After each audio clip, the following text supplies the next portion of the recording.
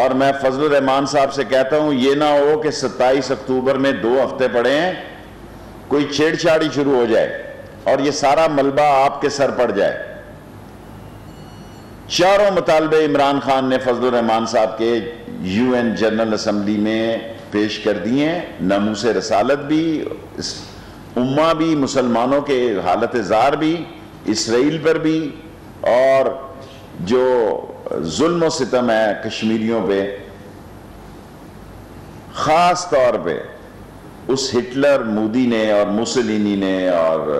Terrorist نے جو برپا کیے ہیں۔ اور فضل الرحمان صاحب آپ استعمال کرنا چاہتے تھے نون کو اور پیپلز پارٹی کو، لیکن آپ خود استعمال ہونے جا رہے ہیں۔ لیکن میں دینی طاقتوں سے کہتا ہوں کہ میں آپ کی آواز ہوں، دینی مدرسے اسلام کے مینار ہیں، اور یہ کرنے جو جا رہے ہیں فضل الرحمان صاحب، یہ سیاست اور دینی ایشوز کو ٹکرانے کے لیے جا رہے ہیں۔